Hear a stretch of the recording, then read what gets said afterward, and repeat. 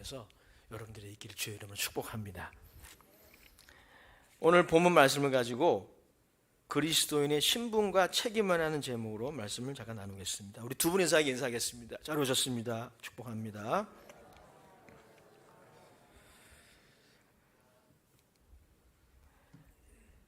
로마서는 로마에 있는 교회의 성도들에게 보낸 바울의 편지이죠.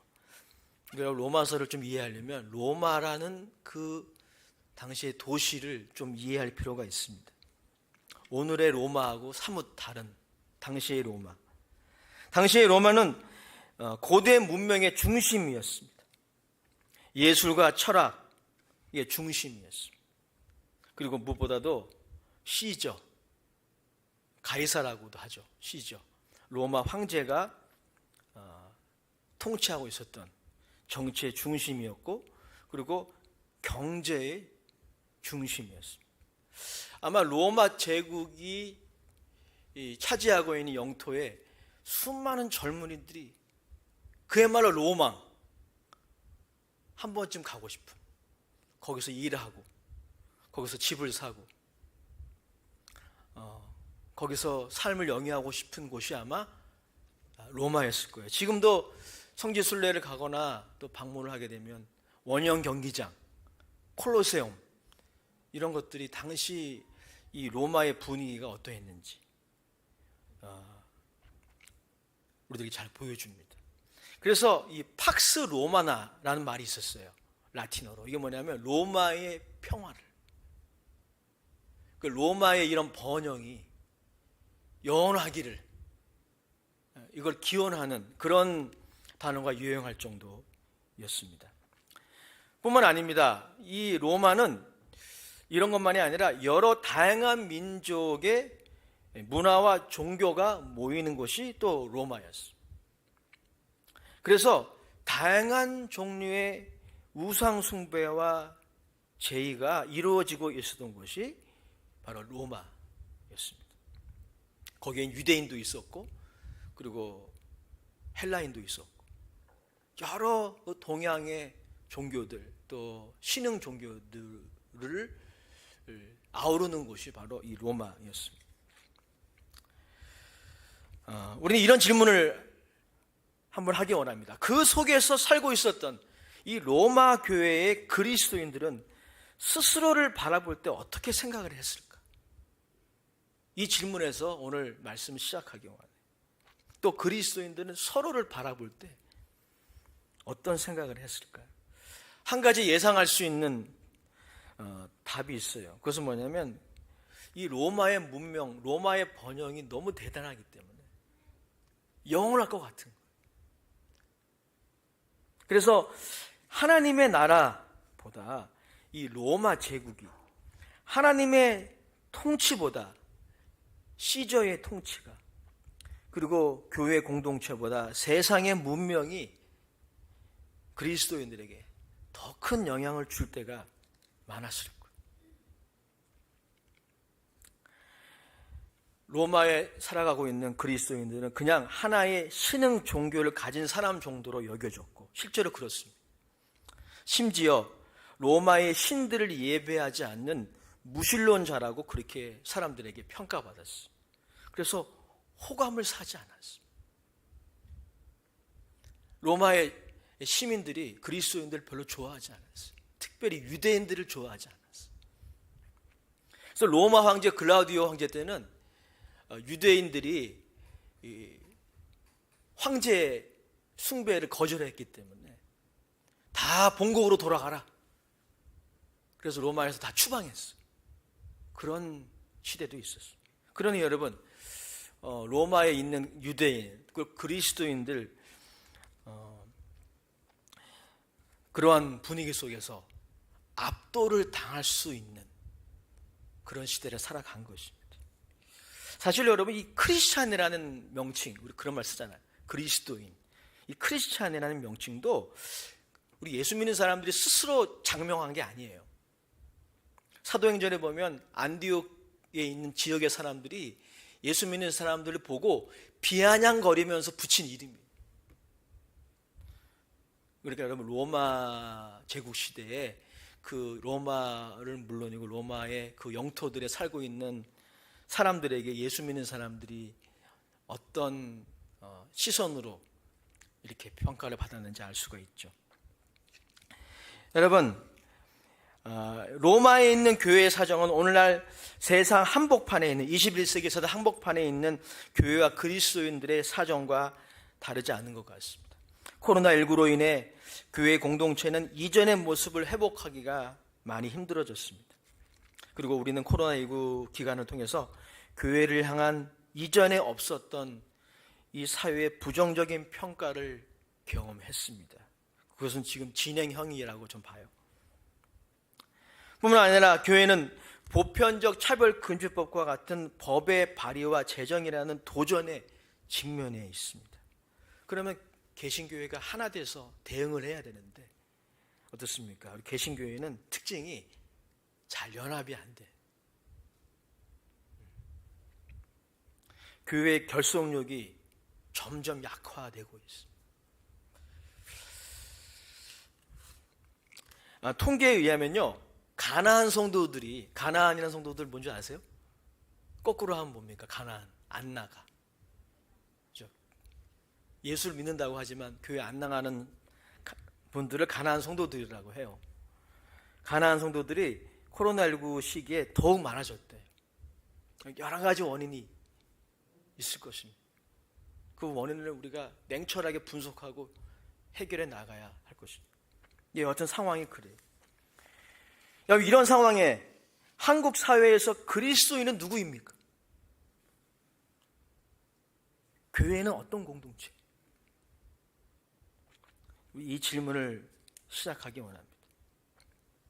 사도 바울은 이 문명의 중심지 그 로마, 번영의 중심지 그 로마에서 어떻게 보면 위축되고 있는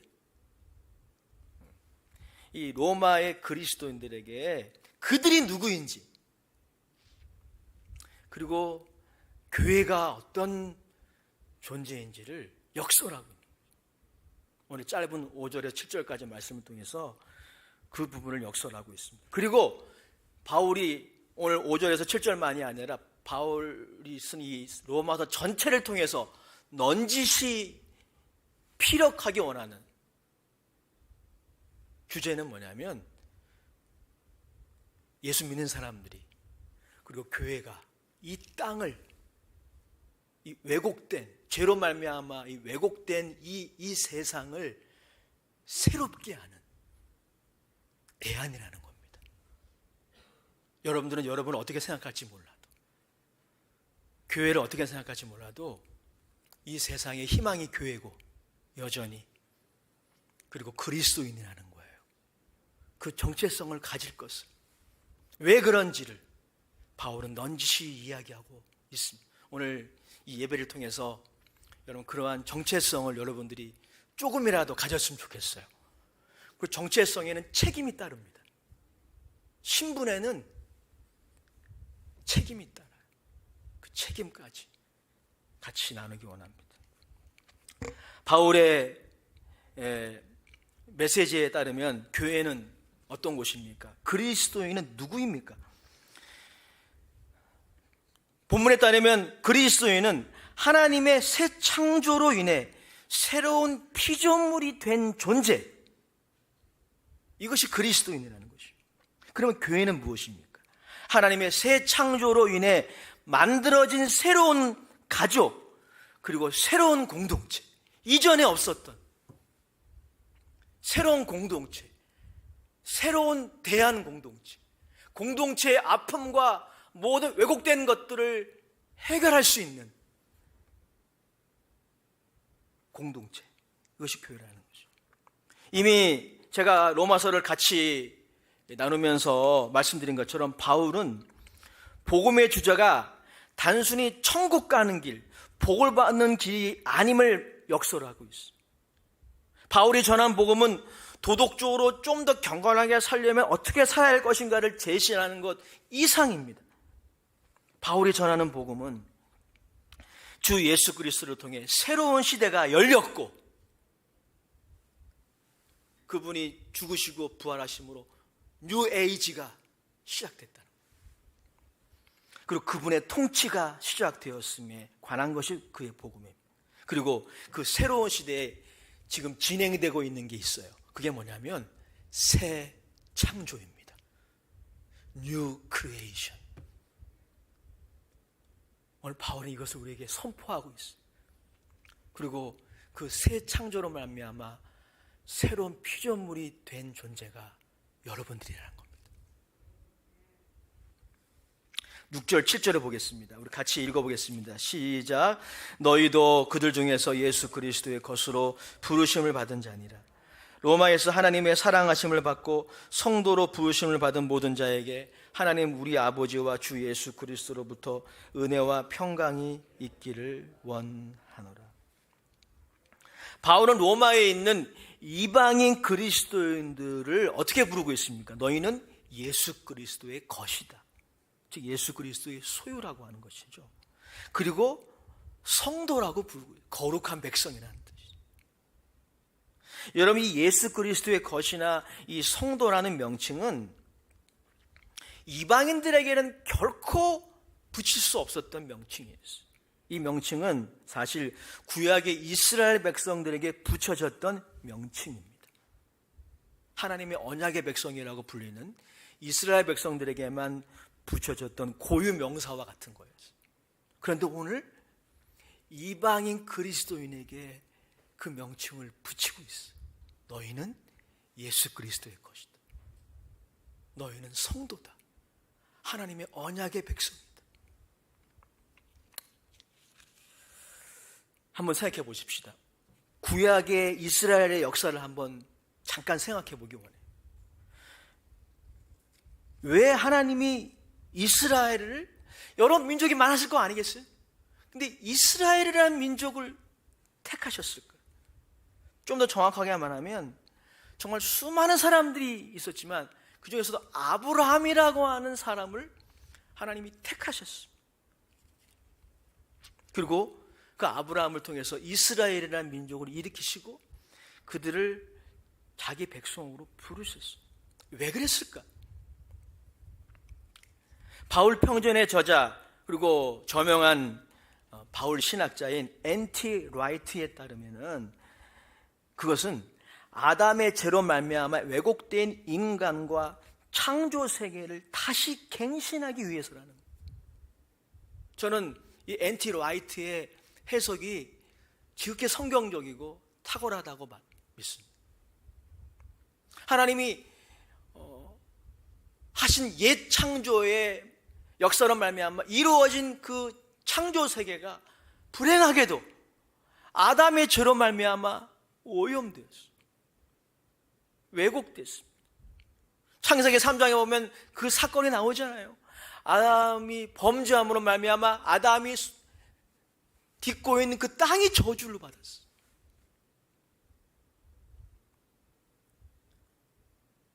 그리고 아담의 범죄를 말미암아 아담 안에 있었던 하나님의 형상이 왜곡되기 시작했어요.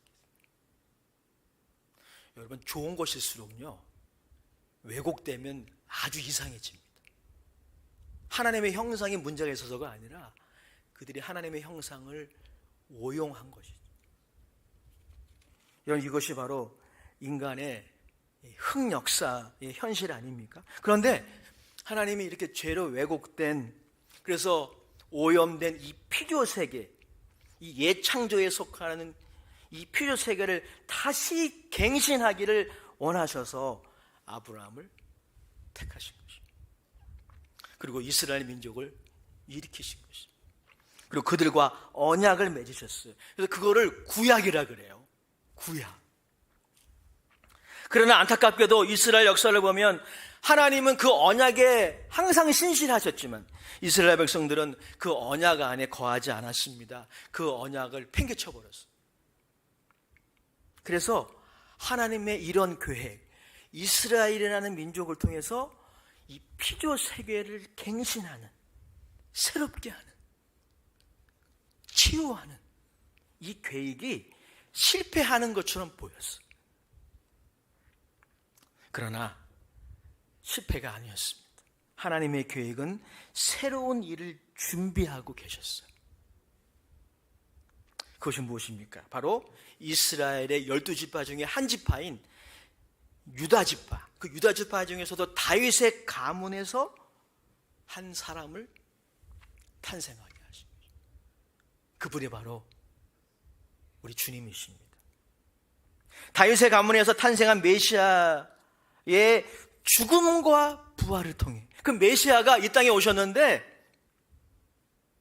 다른 믿음의 인물과 다르게 죽으셨어요.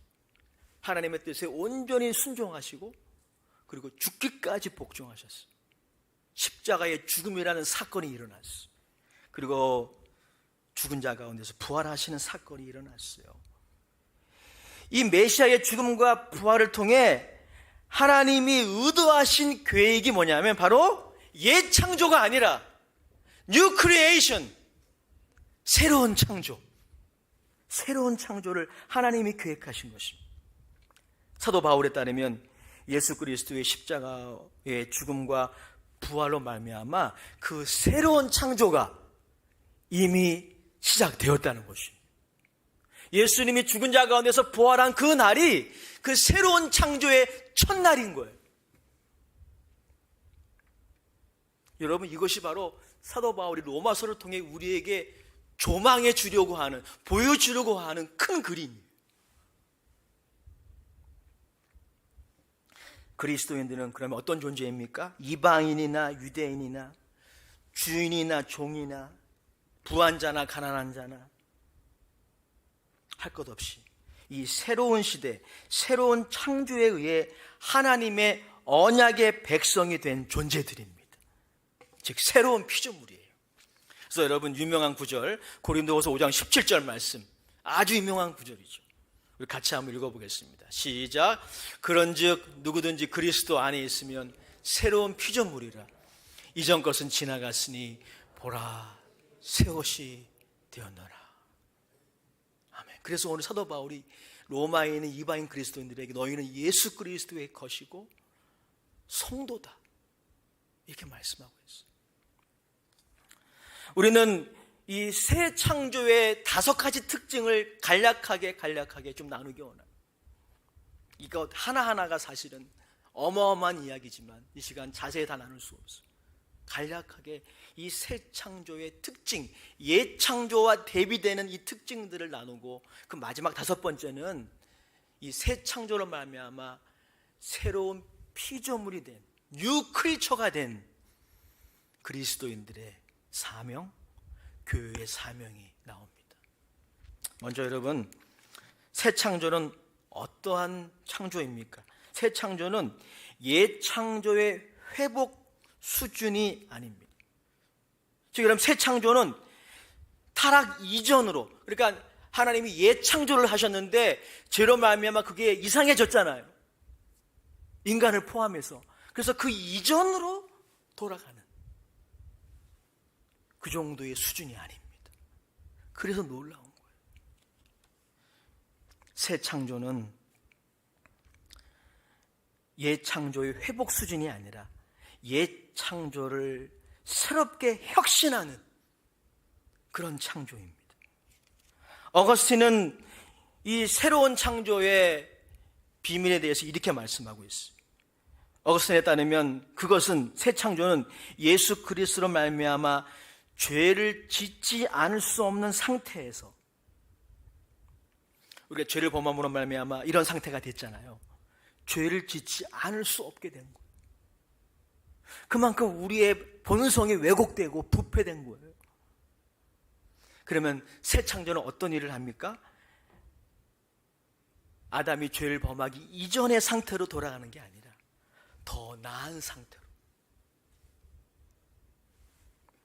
즉 죄를 짓지 않을 수 없는 상태에서 죄를 짓지 않을 수 있는 상태로, 그리고 더 나아가서는 죄를 지을 수 없는 상태로 창조되는 거예요. 그러니까 여러분, 이 새 창조가 우리 어떻게까지 이끄냐면요, 죄를 짓는 게 이제 힘들어져요. 아직 우리가 그 수준은 아니지만 하나님은 지금 그렇게 우리를 만들어 나가고 계셔요. 그래서 여러분, 새 창조는 옛 창조의 반복이 아니라 혁신. 옛 창조가 하나님의 말씀으로 이루어졌지만 이 새 창조는 그 아들의 죽음을 통해, 그 아들의 보혈을 통해, 그 아들의 부활을 통해 이루어졌어요. 옛 창조도 위대하다면 새 창조는 얼마나 위대하겠습니까? 이게 첫 번째 새 창조의 메시지입니다. 두 번째, 여러분, 새 창조의 메시지는 뭐냐면 새 창조의 주체에 관한 것입니다. 새 창조의 주체는 누구입니까? 바로 하나님 아버지와 주 예수 그리스도, 그리고 하나님의 영 성령이십니다. 오늘 7절 말씀 같이 다시 읽어보겠습니다. 시작. 로마에서 하나님의 사랑하심을 받고 성도로 부르심을 받은 모든 자에게 하나님 우리 아버지와 주 예수 그리스도로부터 은혜와 평강이 있기를 원하노라. 새 창조의 주체는 하나님이시라는 것입니다. 하나님이 창세기 1장에 예수 그리스도를 통해서, 성령을 통해서 만유를 창조하신 거죠. 새 창조의 주체도 동일합니다. 특별히 이 새 창조는 예수 그리스도께서 이 땅에 오셔서 하나님의 나라의 복음을 증거하심으로 선포되었습니다. 그리고 그의 죽음과 부활을 통해 시작되었어요. 저는 오늘 이 시간 이 새 창조가 시작되었음을 여러분들에게 알리기 원합니다. 이미 시작되었어요. 예수님의 새로운 통치가, 심지어 어둠의 세력까지도, 저주의 세력까지도 통치하시는 그 예수님의 통치가 시작되었다면 이 새로운 창조도 이미 시작됐습니다.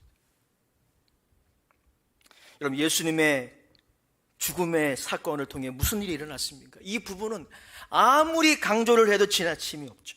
아무리 이야기해도 지나침이 없어요. 왜냐하면 예수님이 십자가에서 죽으심으로 이루신 일이 이 새 창조의 근거이기 때문에. 고린도서 2장 13절 15절에 이렇게 말씀하고 있습니다. 제가 읽어드리겠습니다. 또 범죄와 육체의 무할례로 죽었던 너희를 하나님이 그와 함께 살리시고 새로운 창조, 우리의 모든 죄를 사하시고 우리를 거스르고 불리하게 하는 법조문으로 쓴 증서를 지우시고 제하여 버려서 십자가에 못 박으시고 통치자들과 권세들을 무력화하여 드러내어 구경거리로 삼으시고, 따라합시다. 십자가로 그들을 이기셨느니라. 예수님의 십자가의 죽음의 사건을 통해 죄와 어둠의 세력이 결정적으로 패배했습니다. 그 덕을 힘입어 우리가 구원받았고 지금도 죄사함 받고 있다는 것입니다. 예수님의 이러한 십자가의 죽음과 부활을 통해 이제 우리는 그야말로 성령의 시대에 살고 있습니다. 예수님이 죽으시고 부활하시고 승천하심으로 우리에게 보내주신 분이 누구입니까? 바로 보혜사 성령님이십니다. 이곳에 성령님이 함께 하시는 것입니다. 그리고 그 성령님은 어떤 일을 하십니까? 새롭게 하십니다. 새롭게 하십니다. 새로운 창조를 하시는 거죠. 세 번째, 이 세 번째가 오늘 제가 좀 더 강조하고 싶은 그런 부분이에요. 이 새 창조의 세 번째 비밀입니다. 이 새 창조는 옛 창조와 마찬가지로 일회적이지 않고 지금도 진행 중이라는 거죠. 하나님은 그리스도 안에서 새 창조를 하셨고 지금도 계속하고 계십니다. 여러분들이 그걸 얼마나 체감하는지는 모르겠어요. 그러나 이것이 실제입니다. 그 창조의 일을 계속하고 계세요. 그리스도를 통해 시작한 이 새 창조는 절정을 향해 여전히 진행 중입니다. 아직 절정이 오지 않았어요. 새 하늘과 새 땅이 이루어지기까지 쉬지 않고 계속됩니다. 그래서 이 새 창조는 진행형이에요. 이것은 여러분 우리에게 중요한 메시지를 주고 있습니다. 그것은 뭐냐면 그리스도인의 정체성에 관한 것입니다. 예수 믿는 사람들은 이 새로운 창조를 통해서 새로운 피조물이 되었습니다. 그러나 동시에 되고 있어요. 두 번째도 맞아요. 지금 우리는 성장 중이라는 겁니다. 그래서 성장통이라는 게 있어요. 시행착오를 겪습니다. 방황도 해요. 인간이니까 방황하는 거예요. 하나님 다 아십니다. 우리의 시간 속으로 들어오셔서, 우리 역사 속으로 들어오셔서 하나님은 우리를 지금 성장시키고 계셔요. 이게 창조예요. 그래서 여러분, 우리는 성장 중이기 때문에 아직 성장하지 않는 모습이 많이 있습니다. 새로운 피조물이 되었습니다. 예, 신부는 그렇게 되었어요. 믿으시기 바랍니다. 우리의 신부는 새로운 피조물입니다. 이전 것은 지나갔어요. 마귀는 자꾸 옛날 거 가지고 우리를 참소하겠지만 이전 것은 지나갔어요. 신분이 바뀌었어요. 새 창조가 시작됐어. 하지만 우리의 수준은 아직 많이 모자르잖아요. 그렇지 않나요? 이 신분에 걸맞는 인격, 이 신분에 걸맞는 생각의 태도, 마음가짐, 습관, 우리는 아직 많이 부족해. 나 스스로를 바라볼 때도 많이 부족하지 않습니까? 나 스스로를 바라볼 때도 불만족스러워요. 내가 과연 새로운 피조물이 된 거 맞나? 라고 궁극적인 회의를 할 만큼 우리는 하자가 많아요.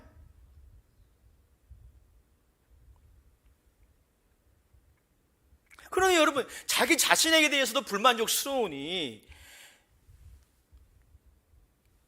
같이 예배드리고 같이 신앙생활하는 가족이나 교인들이 만족스러울 수 있겠어요? 우리가 처해 있는 환경, 우리가 처해 있는 조건, 불만족스럽지 않을 수 없어요. 이 21세기 로마 제국의 그 한복판에 살았던 그리스도인은 느꼈던 그러한 불만족, 원망, 한탄, 좌절, 제가 단언코 말씀드립니다. 정상이에요. 그런 거 느끼는 건 정상입니다. 왜냐하면 아직 우리의 수준이 우리의 신분에 미치지 못하고 있어요. 성장이 필요합니다.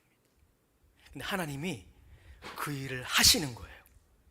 우리 안에서 착한 일을 시작하신 그분, 그 착한 일이 뭐냐면 새로운 창조예요. 지식에게까지, 우리의 인격에까지 새롭게 하시는 그 하나님의 새로운 창조가 지금도 계속되고 있습니다. 빌립보서 3장 12절에 보면 사도 바울이 이렇게 말하고 있어요. 우리 같이 한번 읽어보겠습니다. 시작. 내가 이미 얻었다 함도 아니요 온전히 이루었다 함도 아니라 오직 내가 그리스도 예수께 잡힌 바 내 그것을 잡으려고 달려가노라. 여러분, 바울이 어떤 사람입니까? 적어도 제가 객관적으로 볼 때 적어도 여기에 예배드리는 저나 여러분들보다 훌륭한 사람 아니겠어요? 사도 바울도 뭐라 그래요? 내가 이미 얻었담도 아니요. 지금 무슨 말입니까? 자신은 여전히 건축 중이라는 거죠. 자신도 여전히 새 창조가 필요한 존재라는 거예요. 그리스도인들은 그래서 계속 하나님이 우리에게 부어주시는 은혜를 경험해야 합니다. 하나님이 우리에게 주시는 평강이 필요한 존재가 바로 그리스도인이고 그리고 그리스도의 교회입니다. 7절에 그래서 사도 바울이 이렇게 축복하고 있는 거예요. 주 예수 그리스도를 통하여 은혜와 평강이 너희에게 있을지어다. 새 창조의 네 번째 메시지가 있습니다. 그것은 뭐냐면 유대인이나 헬라인이나 다 이 새 창조의 대상이라고 하는 것입니다. 즉 모든 민족이 이 새 창조의 대상입니다. 우리 5절 말씀 다시 한번 읽겠습니다. 시작. 그로 말미암아 우리가 은혜와 사도의 직분을 받아 그의 이름을 위하여 모든 이방인 중에서 믿어 순종하게. 하나님의 새로운 창조는 특정인만 대상으로 하지 않는다는 것입니다. 유대인들은 그렇게 생각했어요. 예수님이 자신들만을 위해서 오셨다라고, 메시아가 그런 분이라고 이해했어요. 그렇지 않다는 것입니다. 특정한 민족, 특정한 부류만 위해서 새 창조가 진행되는 것이 아니라는 것입니다. 이 하나님의 새로운 창조의 대상은 모든 민족이에요. 모든 민족. 하나님의 창조의 행위는 그래서 하나님의 사랑과 은혜를 바탕으로 합니다. 하나님의 사랑, 하나님의 은혜로 누군가가 새로운 피조물이 되는 것이에요. 내가 어떤 민족에서 태어났기 때문에, 내가 크리스찬 집안에서 태어났기 때문에, 그런 배경이기 때문에 되는 게 아니라, 내가 어떤 자격을 갖췄기 때문에 되는 게 아니라 하나님의 사랑과 은혜의 부르심으로 된다는 것입니다. 그래서 여러분, 이 하나님의 새로운 창조는, 창조 안에서는 인종, 계급, 성별, 신분의 구분이 없어요. 여러분, 이것이 바로 교회의 위대함이에요. 교회와 동아리와 클럽이 다른 이유입니다. 1세기 교회의 위대함이 바로 여기 있는 거예요. 여러분, 1세기 교회, 지금도 교회사의 기록을 보면 참 놀라운 것은요, 그 교회 안에 유대인도 있고요, 이방인도 있는 거예요. 이 유대인과 이방인은 같이 식사도 안 하는 존재였어요. 근데 한 교회에 함께 출석한, 그게 교회의 위대함이에요. 그게 새로운 공동체, 대한 공동체의 특징 뿐만 아닙니다. 한 교회에 주인도 있고 그 주인이 부리는 종도 있는 거예요. 주인이 다니는 교회가 따로 있고 종이 다니는 교회가 따로 있지 않았어요. 이게 여러분 교회의 위대함이에요. 교회가 이 세상에 차별을 없애는 대한 공동체인 이유입니다. 남성과 여성은 어떤가요? 여러분, 여성은 당시 1세기에 남성하고 말도 못 붙였어요. 그러니까 집안에만 있어야 했습니다. 남성들하고 이렇게 공개적으로 대화하는 여성들은 보통 매춘부들이었어요. 그런데 여러분, 한 교회, 1세기 한 교회, 왜 그것이 혁신입니까? 그 교회 안에 남성과 여성이 함께 예배드리는 거예요. 이것이 하나님의 새 창조입니다. 하나님의 사랑과 은혜는 인종과 계급과 성별과 신분의 차이를 극복해요. 우리 교회 안에서도 하나님의 사랑과 은혜로 극복하기 원해요. 코드가 맞는 사람, 문화 배경이 맞는 사람, 신앙의 수준이 맞는 사람, 그렇게 분열되는 것은 하나님의 새로운 창조의 모습이 아닙니다. 예수 그리스도 안에서 더욱 연합하는 우리 교회, 또 우리의 가정이 되시길 주의 이름으로 축복합니다. 마지막 5번째, 그렇다면 새로운 피조물이 된 저와 여러분들에게 사명이 있을 것입니다. 책임이 있을 거예요. 그것이 무엇일까요? 5절 말씀 다시 한번 읽어보겠습니다. 시작. 그로 말미암아 우리가 은혜와 사도의 직분을 받아 그의 이름을 위하여 모든 이방인 중에서 믿어 순종하게 하나니. 여러분, 그리스도의 사명은 어떤 대단한 어떤 사역들, 대단한 어떤 괄목할 만한 어떤 그런 일들, 물론 그런 것도 따라올 것입니다. 그러나 그것 이전에 더 중요한 게 있어요. 그게 뭐냐면 바로 예수님을 믿었다면 그분께 순종해야 합니다. 오늘 본문이 이렇게 말씀하고 있죠. 그의 이름을 위하여 모든 이방인 중에서 믿어 순종하게 하는. 우린 예수님을 주 예수님이라고 고백합니다. 그 고백을 하는 순간 거기에 결속력이 있는 거예요. 그 뭐냐면 이제 내 느낌이나 내 소견이나 내 고집대로 나의 인생을 걸어가는 게 아니라 하나님의 말씀을 쫓아 살아가겠노라 고백하는 것입니다. 여기서 말하는 순종은 믿음으로 말미암는 순종이에요. 이것이 바로 우리의 사명이고 그리스도인들의 책임이라는 것입니다. 이것이 모든 그리스도인들의 사역과 봉사와 섬김의 바탕이 되어야 합니다. 이것은 믿음이라고 하는 것은 헬라어로 피스티스라고 하는데 이것을 다른 말로 하면 충성이라고 번역할 수 있어요. 이 충성의 예가 바로 아브라함입니다. 아브라함의 이야기를 보면 사실 아브라함은 믿음의 조상이라고 부를 만한 자격이 없는 사람이었습니다. 그는 도덕적으로 영적으로 완전하지 않았고 미숙했고 그의 순종은 반쪽짜리 순종이었고 질질 끌다가 억지로 순종하는 그런 순종이었어요. 그런데 그거 어떻게 믿음의 조상이 됩니까? 하나님의 은혜죠. 그렇죠? 그런데 한 가지, 나중에 바울이 그것도 인용하고 있는데 아브라함이 믿음의 조상이 될 수 있어도 한 가지 이유가 있었어요. 그게 뭐냐면 하나님이 그에게 약속의 말씀을 하셨을 때 그게 다 이해가 되지는 않았어요. 근데 믿었어요. 그거 한 가지예요. 아브라함은 하나님을 의심을 많이 했습니다. 하나님이 과연 살아계신가? 하나님이 과연 나를 가나안 땅으로 인도하셔서 축복을 할 것인가? 수없이 아브라함에게도 의심이 밀려왔어요. 어느 날 하나님 아브라함에게 찾아가셔서 그 의심하는, 그래서 이제 하나님 안 믿을래요 라고 마음에 정했던 아브라함에게 찾아가셔서 아브라함아 나와라, 하늘의 별을 한번 봐라. 셀 수 있겠네? 바다의 모래를 셀 수 있겠네? 너의 자손이 그와 같을 거야. 하나님이 약속의 말씀을 재확인시켜 주셨을 때 창세기 15장에 보면 참 놀라운 거예요. 참 말도 안 되는 약속이죠. 아브라함이 그냥 믿었어요. 여러분 왜 예수 믿었습니까? 그냥 믿은 거예요. 그래서 은혜인 거예요. 그래서 신비인 겁니다. 정말 여러분 말도 안 되는 얘기를 믿은 거 아닙니까? 어떻게 죽은 자가 살아나요? 말도 안 되는 얘기예요.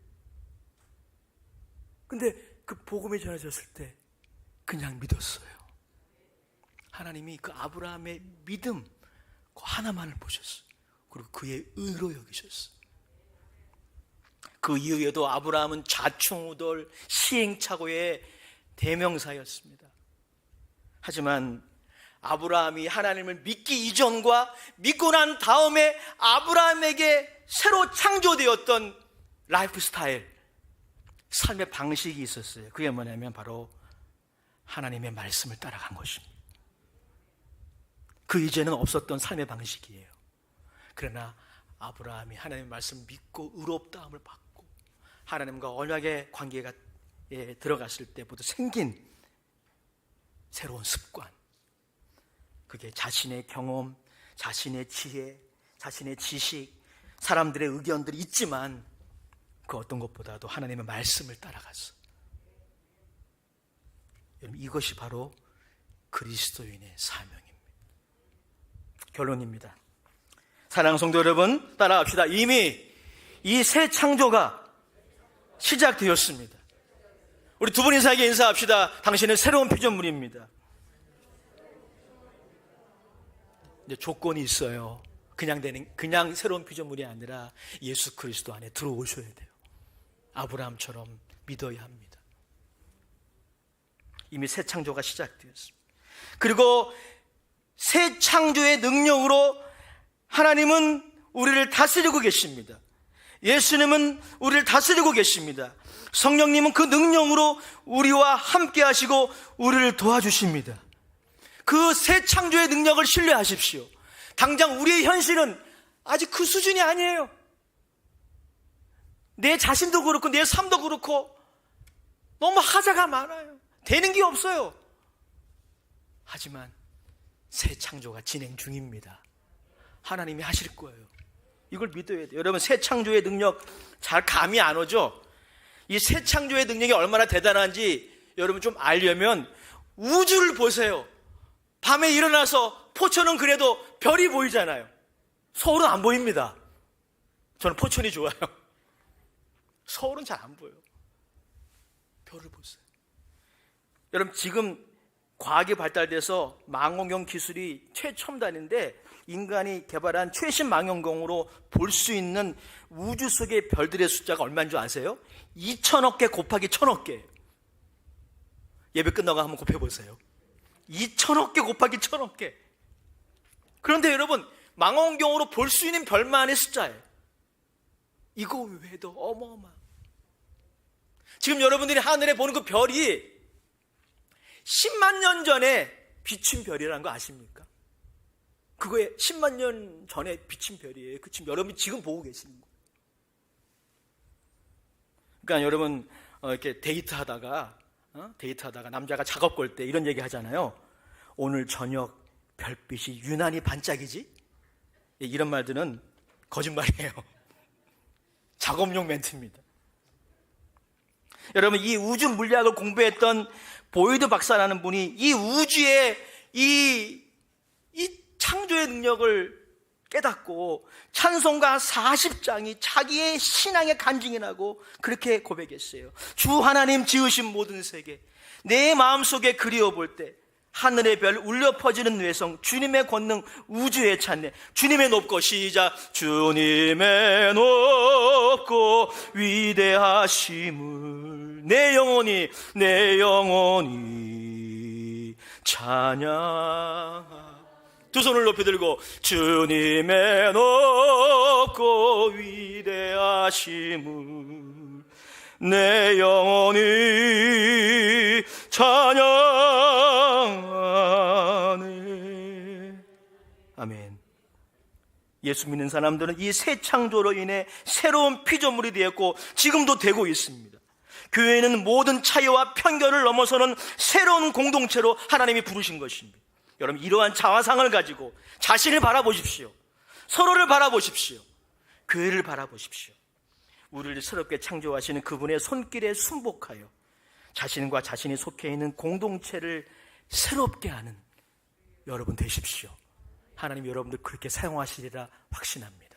아버지 하나님, 부패하고 왜곡되고 그리고 고통과 상처가 계속 악순환되는 이 세상을 새롭게 하기 위해서 하나님이 우리 그리스도인들을 먼저 부르시고 교회를 먼저 부르시고 새롭게 창조하셨고 지금도 하고 계시니 감사합니다.